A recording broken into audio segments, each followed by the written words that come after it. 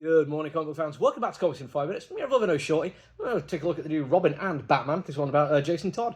And I kind of like that they're doing this one. Jason Todd, not really my favourite Robin, more of a Tim Drake kind of guy. But I think, maybe if people say that as Jason Todd as Robin was their favourite Robin, I'd say it's a bit of a warning sign, a bit of a red flag there. There's something about it which kind of strikes me wrong that if you're a fan of Batman, which is probably the only people in the world who give a damn what their favourite Robin is, having their favourite Robin be one who's kind of some points an antithesis to Batman's entire ideology. At best, he holds up a very warped mirror to the ideas of street level justice stroke vengeance, and say that, yeah, that's your favourite, feels kind of a weird choice when there are a whole bunch of others. I think that Damien probably is a far better way of doing it when you look at how he was raised to the man he became. But I still think after Robin died, Jason Todd died. Very weird of DC to do that as a thing people could vote on. But when he came back, I think as an adult, he's had far more interesting stories told about him. Not all great, don't get me wrong. Like I say, he's still not my favourite character. But ideas of who he is when he becomes a Red Hood, the Red Hood gang and how that ties into Joker, and the fact that it was Joker who murdered him, it does feel like it's far more of an interesting take on what you can do with that character.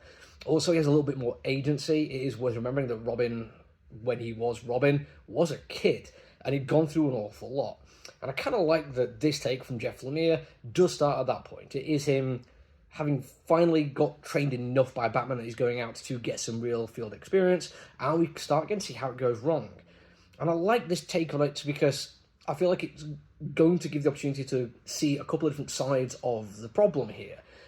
Internally, from Jason Todd, we have him monologuing about the life he's lived up to this point, how hard it's been for him, how he's been the victim of violence, trauma, and abuse, and how he sees this chance of him now as Robin to strike back. It is very much more leaning into the vengeance rather than justice side of things, but that's his viewpoint, and he's a child. Rather than going out on the streets and doing this kind of thing, Bruce Wayne could really afford to get this kid into therapy, which seems like a far better idea to do. And yes, okay, it's a superhero comic, and the fact that he's a billionaire, he should obviously be doing different things and going on the streets and beating people up. But still superhero comic, it's fine. We're gonna wave that away and not concentrate on it too much, because we don't just get that viewpoint of it. We also get the idea that Batman feels like he's got the potential to fail quite badly, and he's second guessing himself, which is good to see because he really, really should be. This is not a great decision making process from him. But then on the other side of it, we see Alfred, who basically is saying, "Well, there's no hope. This is wrong. We shouldn't be doing this. He needs to go somewhere else."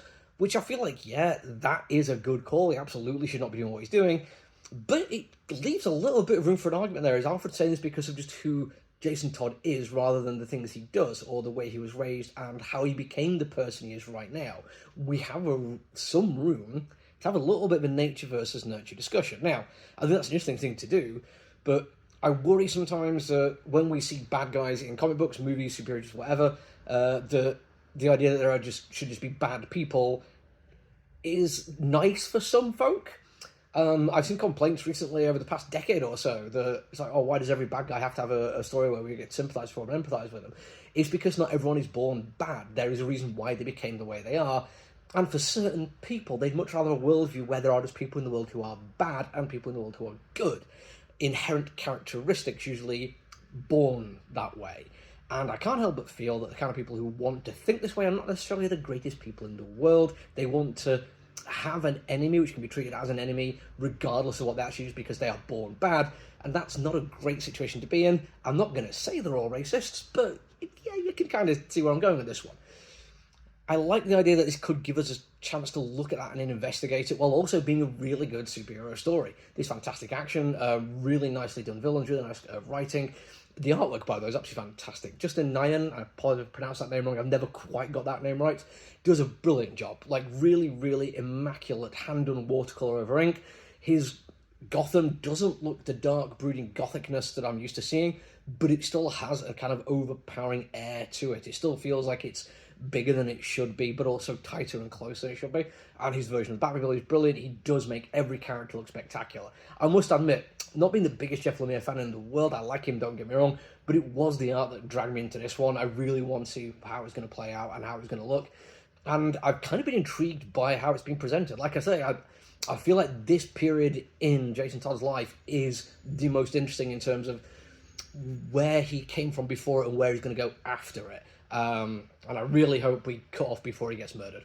That's it for me for now, though. Until I see you all again, look after you all. Stay safe. Bye.